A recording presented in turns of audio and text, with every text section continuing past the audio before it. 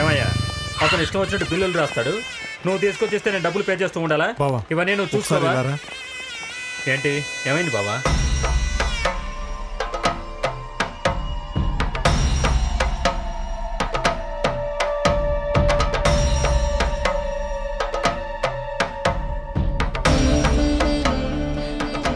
ఇతరులను గౌరవించకుండా వాళ్ళ ఇష్టానికి చేస్తే ఇలాగే పొగరనుకుతుంది. ఆవిడకి ఎప్పుడు ఓవర్ కాన్ఫిడెన్సే కదా. భర్త లేని నువ్వు నీ ఇష్టానికి ఇలా చెయ్యొచ్చా? మరి బంధువులమంటూ మనమంతా ఎందుకున్నట్టు? ముసలోళ్ళం అయ్యామని అనుభవజ్ఞుల్ని పక్కకు తోసేసి ఇంట్లో ఆడవాళ్ళు వాళ్ళ ఇష్టానికి చేస్తుంటే ఇలాగే కుటుంబ గౌరవం మంట కలిసిపోతుంది. జరిగిందేదో జరిగిపోయింది. ఇలా జరుగుతుందని ఎవరికి మాత్రం తెలుసు? తర్వాత ఏం చేద్దాం అది చెప్పండి. మేమేం చెప్తాం, అంతా మీ అమ్మాయే చెప్పాలి. ఇప్పుడైనా నోరు తెరిచి మాట్లాడు. ఏం ఫీల్ కావద్దు రాజు, ఆలోచించి మంచి నిర్ణయం తీసుకుందాం.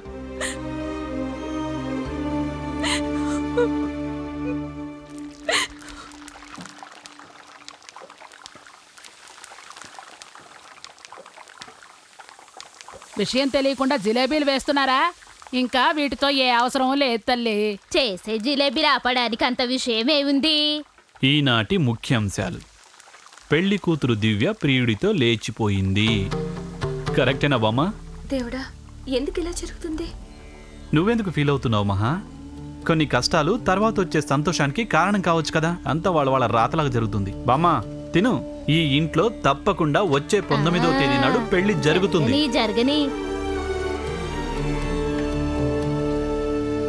వస్తాను వచ్చి డైరెక్ట్గా చెప్తాను.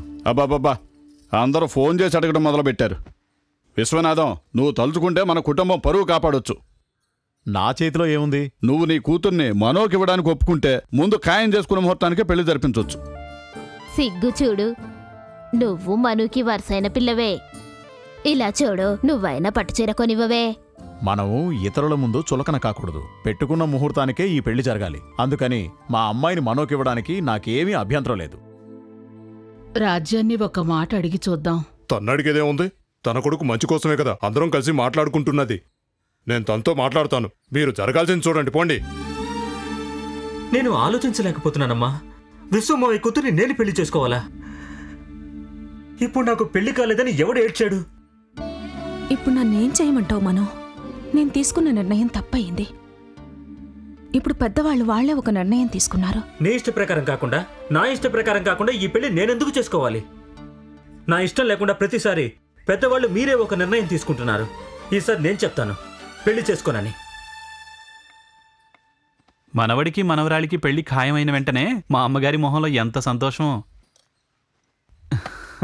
ఉండదా? మరి ఇరువైపులా మీ రక్తమే కదా.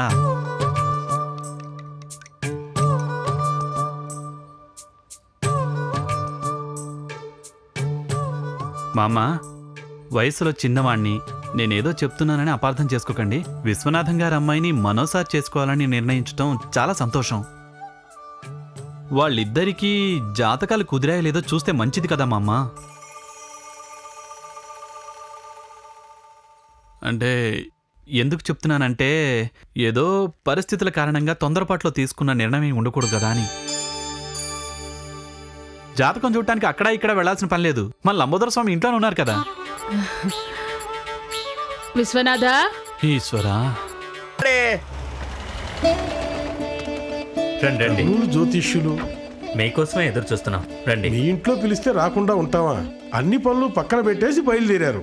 వచ్చే దారిలో జ్యోతిష్యుడు కారును ఎదురుగా వస్తున్న లారీ గుద్దేసి ఆయనకు దెబ్బలు తగిలాయి. మంచి ప్రయాణం కాదని నేను రానని చెప్పి టాక్సీకి డబ్బులు ఇచ్చే సెటిల్ చేసి నన్ను పంపించాడు. అయితే మీరు జ్యోతిష్యులు కారా?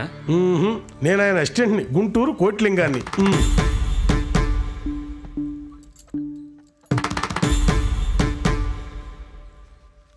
అయ్యా ఇదిగోండి పేపరు. రే అయ్యా, సుబ్రహ్మణ్యానికి చెప్పి తలనొప్పి పోయేలా ఓ సొంటి కాఫీ చేసి తీసుకురమ్మను. అట్టగేనయ్యా. సార్, ఐస్ మజ్జిగ తలనొప్పికి చాలా మంచిది. హే, ఉన్న సమస్యలు చాలేదని నువ్వొక్కడివే. ఐసు మజ్జిగ తాగితే తలనొప్పి ఎలా పోతుంది? అలాంటిదే సార్. తెల్ల పేపర్ని జిరాక్స్ తీసుకున్నట్టు మనోసారికి నచ్చిన అమ్మాయిని తెస్తే పెళ్ళి ఎలా జరుగుతుంది సార్? సమస్య ఎక్కువ అవుతుంది కదా సార్.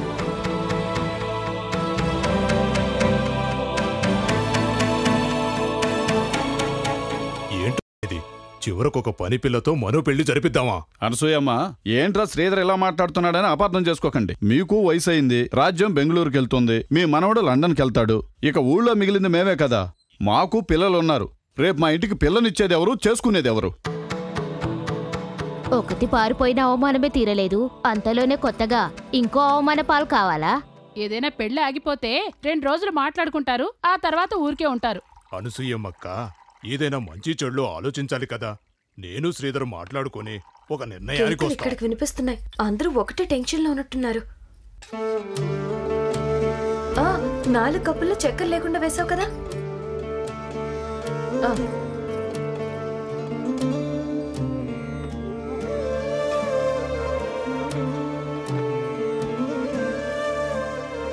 మహా,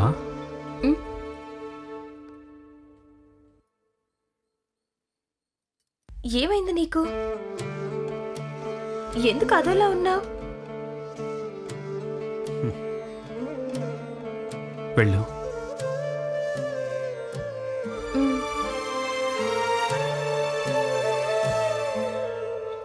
ఒకవేళ మమ్మల్ని పిలిపించి అవమానించాలనే ఉద్దేశంతోనే రమ్మన్నారా? మాట్లాడేది కొంచెం నిదానంగా మాట్లాడతారా?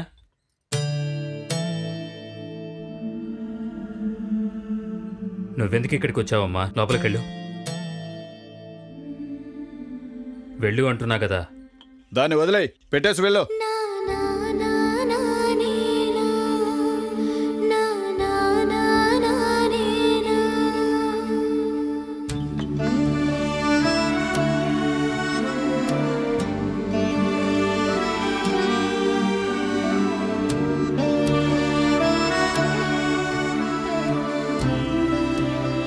మనం ఎవరం వద్దనుకునే కదా పని మనిషిని ఇంట్లో పెట్టుకొని మనకిచ్చి పెళ్లి చేయాలనుకుంటున్నారు. ఒకవేళ ముందే తెలుసుంటే గనక 4 తన్ని ఇంట్లో నుండి బయటకు గెంటేసేవాళ్ళం. ఇలా చూడరా, మనం నీ వయసులో ఇలాంటి కోరికలు కలగడం సహజమే. అందుకని పెళ్లి చేసుకుని ఇంట్లో పెట్టుకుని సంసారం చేయగలమా? ఇలా చూడండి మావయ్య. మనో, పెద్దవాళ్ళు మాట్లాడేటప్పుడు మధ్యలో మాట్లాడుకో. ఏంటి మావ మీరు మాట్లాడేది? ఆ అమ్మాయో మనో వచ్చి పెళ్లి చేయమని అడగలేదు కదా. మనమే విషయం తెలిసి మాట్లాడుకుంటున్నాం. ఇలా చూడు దాసు, నీతో చదువుకుంటున్న అమ్మాయిని లవ్ చేసి పెళ్లి చేసుకున్నావు. తను నీకు బిజినెస్లో హెల్ప్గా ఉంది. దాన్ని మేమేమైనా తప్పని చెప్పామా? మనో ఆ అమ్మాయిని ఇష్టపడుతున్నాడు. ఆ అమ్మాయి పరిస్థితి చూసి నేను అన్నీ తెలిసే నా కూతుర్ని ఖాయం చేస్తున్నప్పుడు నువ్వు మౌనంగా ఉన్నావా? జాతకాలు కలిసి ఒకవేళ పెళ్ళే గనక జరుగుంటే నా కూతురికైతే ఏమై ఉండేది? నీ మనవడి జీవితం గురించి ఇంతగా ఆలోచిస్తున్నారే. నా కూతురు నీకు మనవరాలే కదా. తండ్రి లేని పిల్లాడు కదా అని మీరు మీ ఇష్టానికి నిర్ణయం తీసుకుంటారా? మీ ఇష్టానికి ఓ పని మనిషితో పెళ్లి జరిపిస్తే జీవితాంతం మచ్చ మాసిపోదే.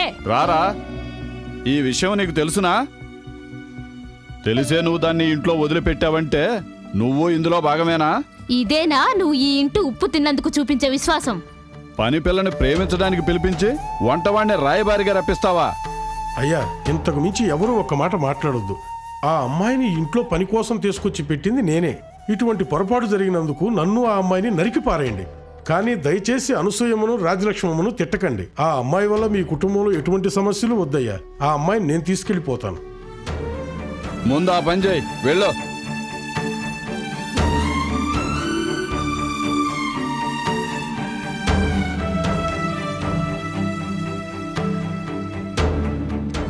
అందరూ ఇంకా నిలబడ్డారే, వెళ్ళండి.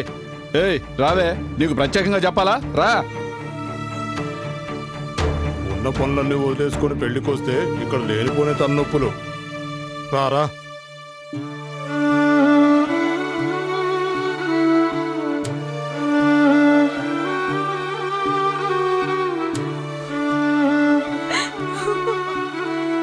స్వామి, నిన్ను నేను పూజించని రోజే లేదే. ఎందుకయ్యా మమ్మల్ని ఇలా పరీక్షిస్తున్నావు? సుబ్రహ్మణ్య,